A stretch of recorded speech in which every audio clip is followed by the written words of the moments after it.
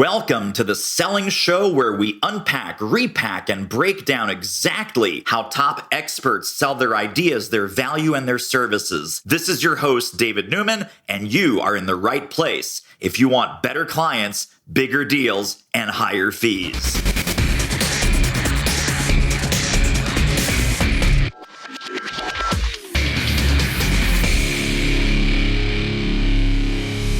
Are you living the life that you want? I'm talking about the good life, the smart life, the freedom-based life. Some people would call it the big ticket life. And those some people are with me right here, right now. Jeff Giangocavo, welcome to the show. Thank you for having me, David. Appreciate you having me jump on and spend time with your listeners. So tell us a little bit about the professional backstory and what brought you to the work that you're doing today, and what were some interesting stops along the way? Yeah, so I won't take you all the way back to the conception because, that's the same for everybody Nice. For the most part. Listen, I've been exposed to entrepreneurship and businesses as a kid.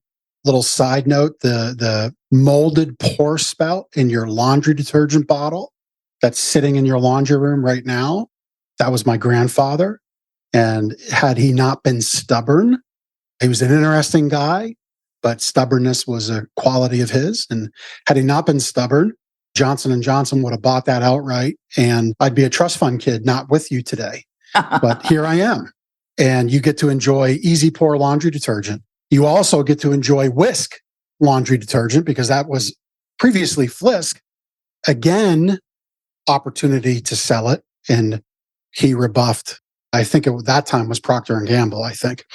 So stubbornness is something that is great for determination, but it can also kick you in the butt when it's opportunity knocking. So I was exposed to entrepreneurship at a young age and, started cutting grass and detailing cars in the neighborhood to buy my first car, then sold that off in chunks to friends and made a little override until their mom and dad said, why are you paying this guy? Which taught me that contracts are important. And then my early 20s, spent 2 years in the corporate world, got chewed up and never went back. I have a 20 plus year career in the furniture and mattress trade, all different sides, wholesale, manufacturing, retail. But largely today, I'm a consultant. That's what I do. I'm a consultant in the businesses that I directly own. I consult into other businesses for equity and revenue share partnerships. I do some coaching as well, to help level up the human capital in businesses and solve that clash between work and home that a lot of leaders and employers face. Yes, and we'll absolutely talk about leadership and freedom and how not to be a chivo. So we'll talk about that a little bit later on.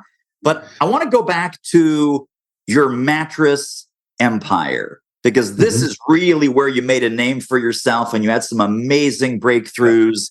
You would think mattresses and mattress stores are a total commodity. Total commodity. They're all the same. They're competing on price. They're screaming at you, $8.99. No, ours is $7.99. No, come over here. It's going to be $6.99. And you have totally taken over that industry, showing folks in the mattress business and the bedding business and the how to sleep well business that there's an entire different layer of that industry that they're not even looking at. And I think it started with the $30,000 mattress sale. Can you tell that story for a quick minute? Yeah. So we had the pleasure of being mentored by Dan Kennedy at the business, my business partner and I, Ben McClure. We were Dan Kennedy fans for a long time and clients and then friends. And then Dan and Carla flew into Lancaster, Pennsylvania on private jet and dropped out of the sky on the way to Atlantic City to buy a mattress, and ended up investing in a very nice one, $30,000, and, really helped Dan with his back pain and helped him actually as he was coming home from his near-death experience as well. I worked with Carla a little bit to kind of retrofit something. If my memory serves me right, we sent her something else to help with that. But yeah, he made a tremendous investment in his health and decided it was time to sleep better. And we helped him with that. And it's not even, I think you encourage your mattress clients, and you've written several books, and you really are the go-to guy in that industry. It's not about the mattress. It's about the sleep and the rest and the rejuvenation, right? So talk about the difference just from a positioning standpoint or a messaging standpoint. 99% of the market is selling mattresses. 1%, and maybe more now because of you, 1% is selling a completely different value proposition. How does that work? Yeah, I mean, listen, our whole purpose, and we communicate this out, is to help our community wake up more productive, happier, so their day starts right. You don't leave the house upset at your partner, yelling at your kids. God forbid something happen in the day, and that's the way you depart one another.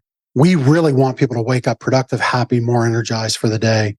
Everything we do supports that. Our mission behind that purpose is to change the way you feel about mattress stores. That's what you shared, right? We're not screaming $7.99, 80% off. You can look at my advertising across, the internet's great, right? Keeps us all honest. You could find our advertising. You'd be hard pressed to see more than a dozen examples in the last 5 to 10 years where we have price out there because we just don't advertise on price. Yeah. Our advertisements are 4 reasons to buy. Our advertisements are get our book, Sleep Better, but we have our Sleep Better book. So we are always telling people that developing positive sleep routines, sleep habits, focusing on your sleep hygiene is so important. You can invest $5,000 in a mattress. You can invest 30. You can invest 300. If it works for you, that's fantastic. But if your habits around it suck, you're not going to get any benefit. And so we focus on that. We focus on really answering this one fundamental question, which I think everybody listening could translate right into their business right now. And that's greeting a guest in your prospecting process of simply asking this question. We're here to have a conversation right now and see how our solutions fit your needs. And sometimes we're not a fit for everybody. And that's how we start out our conversation in the store. How do our sleep solutions fit your sleep needs? Most times we're a fit. Rarely are we not. Right. And it's that focus on fit and affirmation, right? The customer today is not dumb. There's a lot of information out there. I think you can be the person that curates that information and organizes it for the person in front of you that you're selling. And you can affirm that you're the right fit. And that's what we do. Amazing. Now, I know that you also, before we talk about leadership and sort of how to have an entrepreneurial life that serves you and serves the business as opposed to the other way around, where you're totally, beholden to the business and you have no life anymore.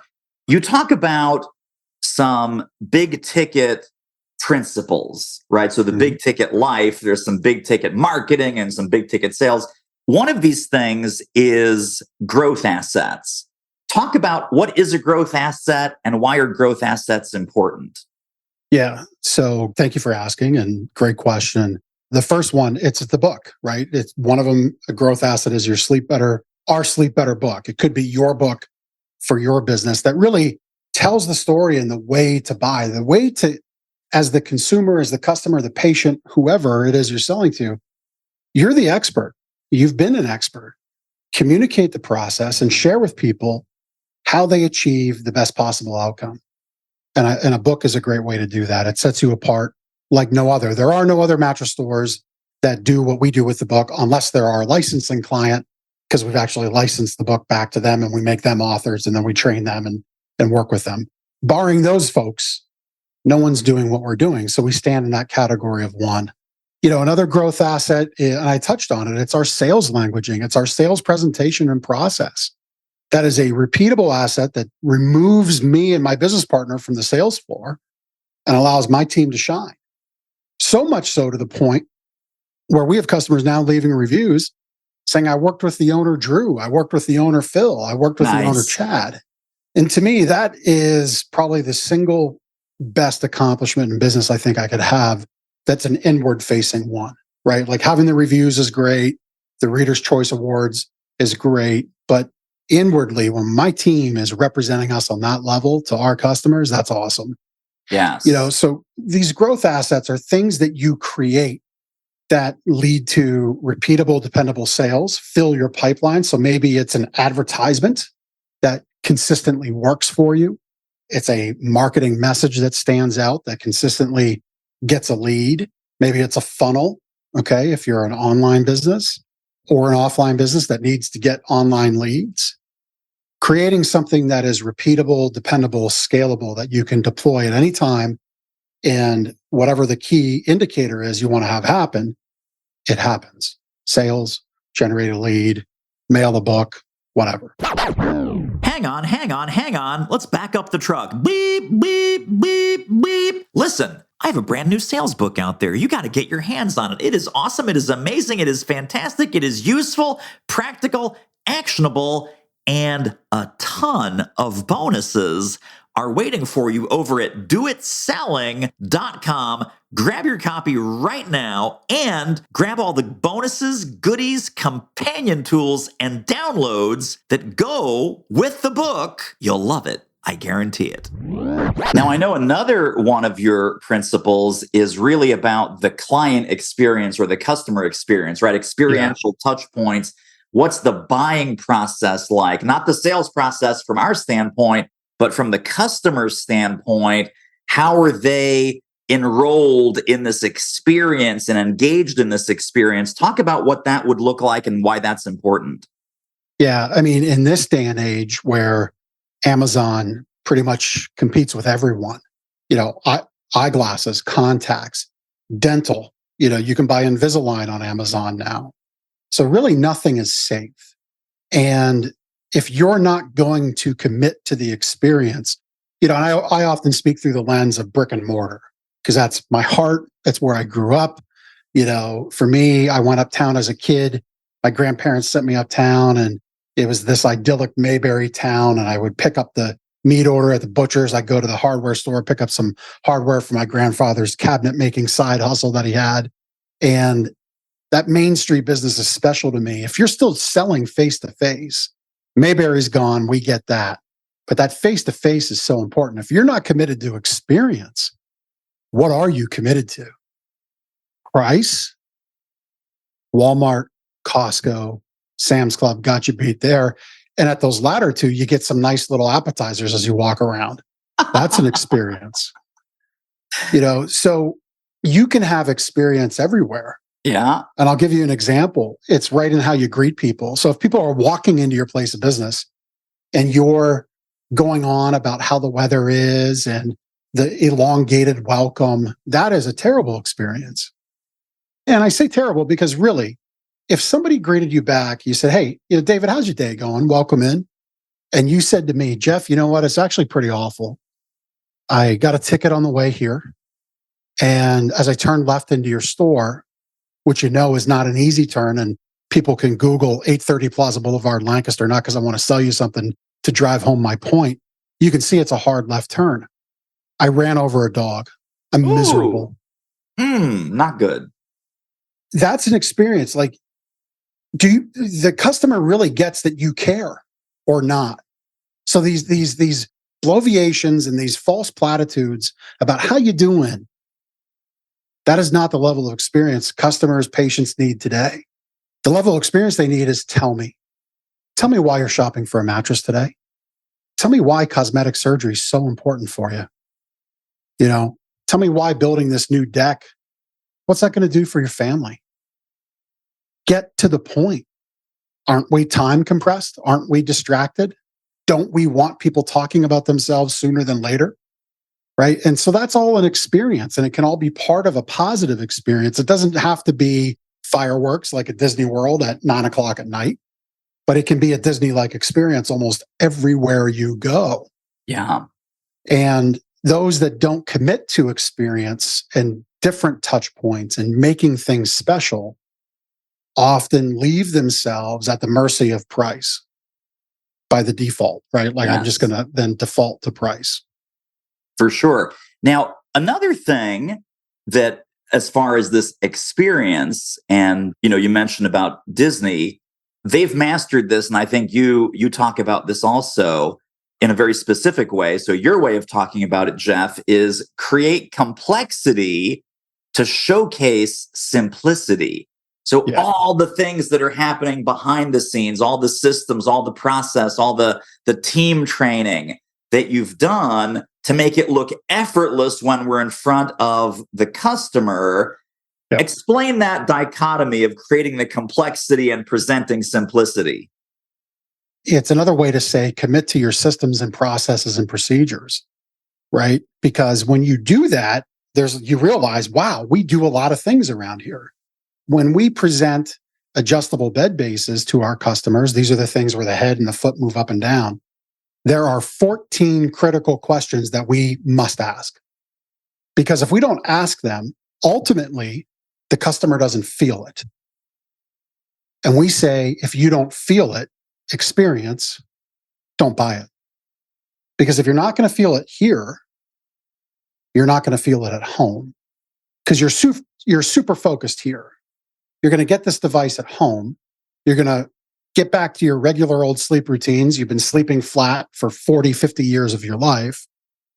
We need more electronics in our life today, like we need more holes in our head. Yeah. But here we gave you something that can truly improve your sleep. How do you measure that? You feel it, the experience. And so, creating complexity to showcase simplicity through our presentation, it's a simple touch of a button. And we start with that simple touch of a button each time. And then that touch of a button leads to 13 more questions and maybe 9 more other touches of a button to work through the presentation. So you feel it, so you experience it. We've developed a robust CRM. We actually licensed it back to the industry at one point and sold that as a product and service. Our mutual friend, Mike Capuzzi, he was a partner or is a partner in that business. It exists today in a very discreet way with a handful of clients. But this CRM that we've created delivers all of our customer expectations of how we're going to treat your home. We mail out thank you letters. We mail out and email out and text out additional offers. We send off the review online sequences. We can pull up at any time. This group of people got financing. They got an adjustable friendly mattress, but they didn't get the bed base. And at any time, we can pull that up and we can say, you know what? Let us buy back that old box spring. Let's enhance the mattress you got. And because you have an open financing account, it's only going to cost you $83 a month. That's complex. Couple touches of the button, pretty simple. We're able to bring something special out and put it in front of our customer. And all of that starts, I just actually sent an email reminder to my team yesterday that it doesn't matter what we sell. If it's a pillow, a bed frame, a $30,000 mattress set, every single sale gets pointed to that email inbox that basically kicks all that off. That's where it all starts for us. And the automations connect and everything happens. But it's a complex system with one simple solution. Fire off the copy of the PDF invoice to that email inbox. And that's business value.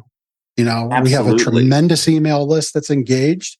We have a tremendous customer list ripe with data to the point where we routinely have people that want to rent our list. We won't do it because we didn't set it up that way. But it is a big, big system that works for us. Yeah, amazing. Let's shift into leadership, because certainly one thing that I think perked up everyone's ears is when people walk into a business and I talk to the owner, Joe, I talk to the owner, Mary, I talk to the owner, Fred, and they're not owners, they just work there, but they have the ownership mindset and the ownership behavior. So talk about sort of entrepreneurial leadership, the way that you see it out there in the world and some of the mistakes that you see. And then based on some of the ideas in your book, The Space for Leadership, talk about what are some principles that we really need to start embracing or thinking about differently. So the book is a deeply personal book about my story as a child. I translate that through the book into leadership. And, for me, it's about understanding that as a leader, the people you work with, that you employ, they are giving you the lion's share of their waking hours, Monday through Friday, if you have a professional practice as an example. They're not giving that to their kids. They're not giving that to their spouse. They're giving it to you. And if your goal is to just extract from them always and not make them better people, better humans, that's a real problem. And that's why I think so many people are struggling to hire the right people. They're struggling to keep the right people. They're struggling to have what happens in my retail store where people take leadership, they take initiative, they act like it's their business because they're happy and they're proud of it. This is their space. This is where they provide for their families. As a leader, we take a lot on. We have to stand out front. Sometimes we do take the shots, right? But the theme in the book is about, instead of that sword as a leader, carry that shield and create space around you, above you, right? Like hold that shield above your head. Think of that visual and bring people in and around you and guide them, pour into them, level them up, make them better people, and they'll be better people for you. And another way to say this is this equation, 40-20-40. You as a leader should be looking to care the most about your employees and their day with you, not the other way around. So you begin your day, you begin your interactions in that 40% modality. They give back 20%. And then you wrap up around the goal, around the effort, around the topic with another 40% from you. Again, this is about maximum empathy, maximum caring, maximum leadership, maximum responsibility. I'll give a real topical example. So in the retail business, we have what's called a wake up happy guarantee. So you don't love your mattress. You've invested $6,000 with us, let's say. I want you happy. I don't want you telling your neighbors you're unhappy, having invested that much money. So we have a guarantee process. We make it right. If you don't love it, we swap it out. I'm not going to get into all the details. Well, that means sometimes we have those comfort exchange mattresses. As a company, we're not good at getting rid of those because of the premium offerings that we make. People want brand new, and that's what we sell. But we have this very real reality that these things exist in our ecosystem, and we have them in storage trailers in the parking lot. And it's just kind of been accumulating, and it's this thorn in our side. And the reality is, as a leader, we've been approaching this the same way with the same tactics to exhaust them, and it's not working. And so I thought over the weekend, just the weekend before we recorded our show, I got to come up with a different way. So I said, let's make one of our trailers a little showroom in the parking lot. Let's fill it up. Let's get the doors busting at the seams. Let's create a visual. Let's create excitement. Let's create reason and connectiveness. And then we open the doors 3-4 times a year for a massive event. As opposed to what we're doing now, all these little random tags around the store that everybody forgets about. We don't do a good job of managing because it doesn't fit our system. It flies in the face of the procedure. And now we've got a procedure. We've got a visual. It's there. And for the customer, it's connective and relevant. They get it. The optics of it are going to be great because we'll be able to take a picture. We'll be able to see the stacks. They'll be able to see, oh, wow, yeah, he really does mean busting at the seams. Yeah. And when we say, because we're a company with integrity, we're going to do this once a quarter, come get your pick. Yeah. It's going to mean something. It's not going to be the fake 80% off sale, which takes us back to where we began. Yes, for sure. And so asking that question, like, why are we failing with that? We're failing with it because as a leader, I haven't given the tools to the team to properly succeed.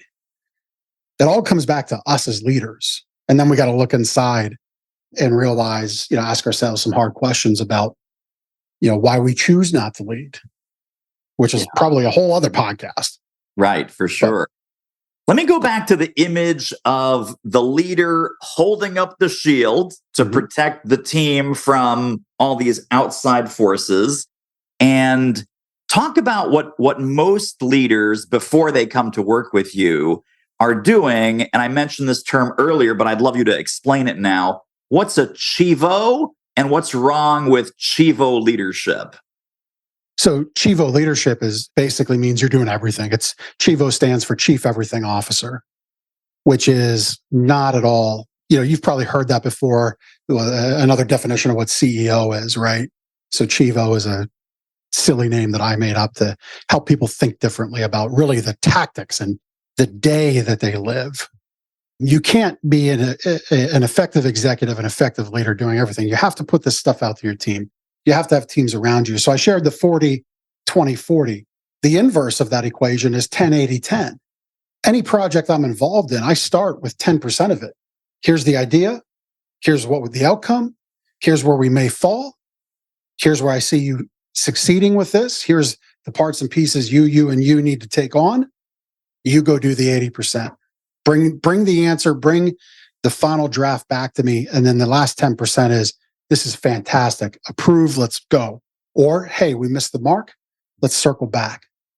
And so that gets you out of those chief everything officer behaviors, because you go further together and you bring people into that space you create, which answers your question of that visual about the shield. If you think of a shield in front of you, you're creating a divide. You're creating a physical barrier between you and your team. All right. If you think of a sword, you're swinging a sword around, you're just cutting people. It's offensive in nature. The space, no one wants to come in and occupy that space with you that a sword creates. Right. But if you think of a shield kind of above your head, well, that's protection. That's guidance. That's safety. And if you think about your teams, if you think about people and what they bring to work, where this clash exists between work and home, that clash is often emotional. It's trauma. It's fear. It's all the stuff maybe as a business owner you didn't sign up for, that you don't want to sign up for. And rightfully so, maybe isn't yours to handle. Okay, you can subscribe to that, but then you have the exact company you've got, right? For sure. And so if you instead choose to create this space, bring people in, empower them to succeed, make them great humans, you can be a tremendously effective leader, and your space expands. I just did a podcast show, my podcast show, before we got on together, and this was the topic. Like, think about, would you bring your cousin's child into your business? Would you want to hear from your cousin who you're close to about how little Johnny or Susie's week went? And if that answer is no, boy, you better think long and hard about the kind of company you've built. Yeah. Because guess what your employees are saying to their friends and family members? Yeah, I guess I make all right money, but man, you don't want to work here. Go to the Acme warehouse, go to the Chick-fil-A or whatever, right? Yeah. You have to really think long and hard about that. That expansion of the space around you to me is one of the biggest goals that the leader should have, because it brings everybody else in. Not only employees, it brings in vendors. Vendors want to come do work with you. They seek you out, which puts you in the negotiation table, puts you in the driver's seat. Right. Which is great. You might get better terms, you might get better pricing, you might get exclusive products and services you can offer. When you create and expand that space, things really do become limitless. Yes, I know. Terrific episode here, but have you seen our latest web training? Oh my goodness, pop over there right now, or as soon as you're done listening to this episode, it's doitmarketing.com/webinar. See you over there. Back to the good stuff. I also want to draw a distinction, Jeff, between, I think some folks listening, no matter what kind of business they're leading right now, they're like, okay, I love this idea of the shield above our heads. I love the idea of the 40-20-40 and the 10-80-10. But Jeff, I am doing so much already, right? If there's a customer service disaster, I got to swoop in. If there is some problem with our supply chain, I got to swoop in. If there's some checks that need to be written, I got to swoop in. And now they're thinking, I got to be the Chivo and this amazing leader. Talk about the delegation and the trust and the empowerment that's required to let some of that day-to-day stuff go to the team. Boy, I wish I had the easy button answer for that question, because I would be tremendously wealthy. Okay. The reality is those things all exist. All right. The only one I would kind of push back on is never, ever delegate your checkbook to anybody else. Right. Like, really keep that one close. Yeah. You should always want to sign checks. Now, prepare your invoices, match up, is your costing right against, your costing in your system against what your vendor's sending you. Delegate that. Make sure you're getting your terms, make sure you're getting your prepaid discounts. That can be delegated to a bookkeeper. Yeah. A bookkeeping service. Twice a month, they can send you a list. Hey, here's the 17 invoices you need to write a check for. As a matter of fact, we wrote out the checks for you.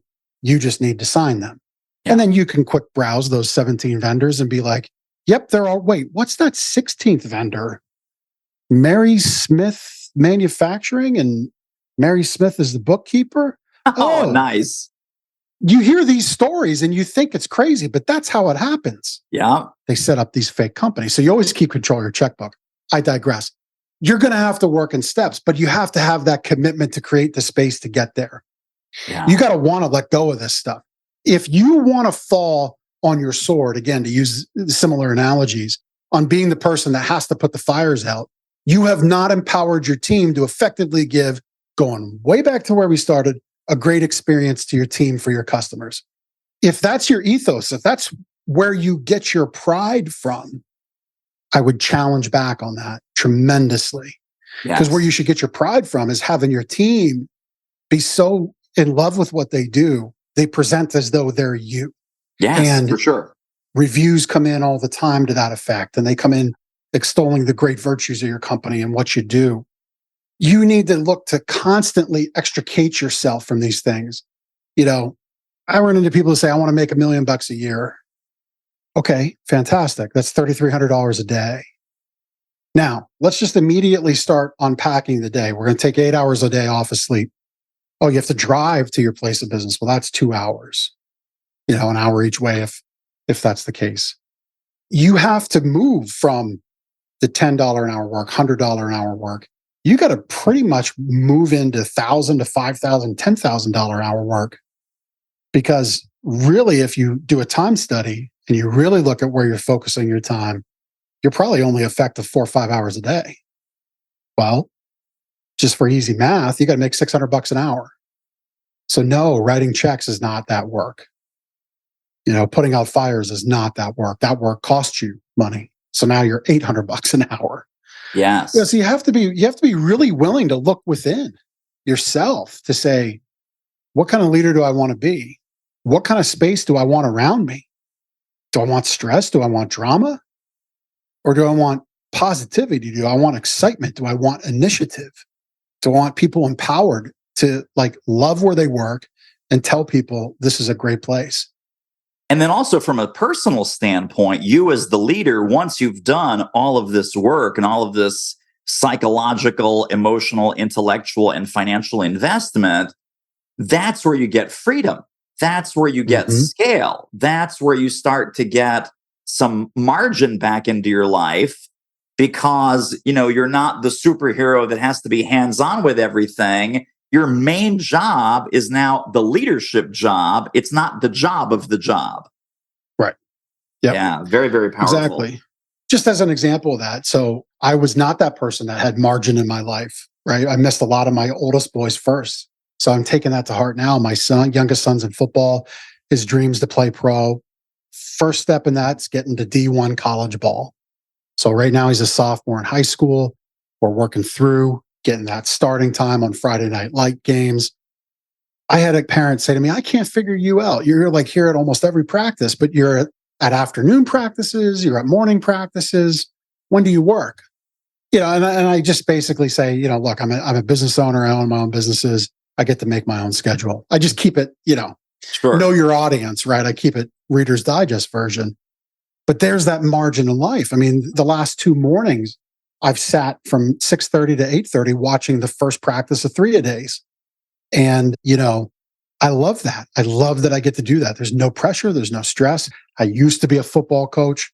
I love watching it happen. Yeah. And I love all the things the coaches say.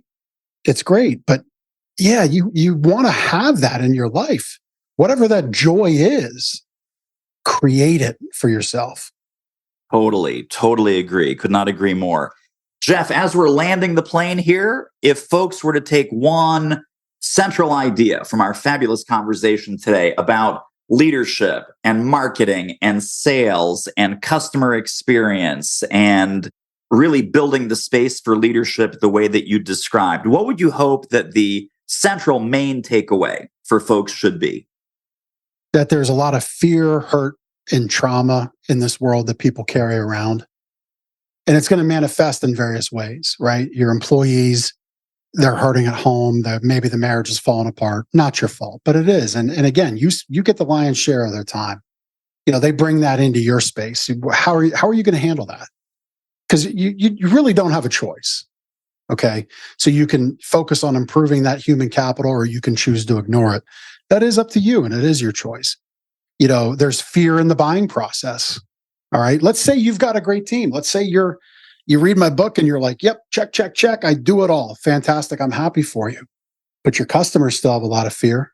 They got a lot of fear that this is going to be a mistake. So can you dig into your leadership on creating that great path of helping somebody understand this purchase and putting your team in a position of affirmation with them? See, when you can affirm to somebody it's the right fit, the fear level goes way, way down. So realizing and accepting the world is full of that fear, hurt, trauma. It frames everybody's day. It frames how we interact. Understanding that and just saying, you know what? Maybe I didn't sign up for this place as a leader, but it is a reality. We all share it. I'm going to stand in that space. I'm going to expand that space. I'm going to push it away, dissolve it, and help everybody around me. That's what I would want everybody to leave our time together today. Love it. And I know we have a couple of resources and links to share with people, and these will be right in the show notes. Tell folks where they can go and pick up some more goodies to keep the conversation going with you, Jeff. Yeah, thank you for that. So we touched on a few things I do. I do a few more. So just go to thejeffg.com, and I always like to connect with people on a relevant level. So if you want to just learn about how to sleep better, you can get the book there. If you want to learn about how I consult for businesses, there's opportunity to do that. You want to get my book, there's a button on there to get the book. If you want to go right to the book page, it's real simple. thejeffg.com/book. We'll take you right there, and you can just click right over. There'll be some bonuses on the page for you there. And then you just click right over to Amazon and get your book, and I'll get you the bonuses. Awesome. Very, very nice. And all of those links will be directly under this episode when you go to thesellingshow.com. Well, Jeff, you are a rock star. I appreciate you. Thank you for sharing so many great insights with us. Thank you for having me. And that wraps up another episode of The Selling Show. Hey, tell you what, if you like us, rate us and review us on Apple Podcasts, subscribe, tell a friend, go grab the notes and downloads and extras at thesellingshow.com. See you next time.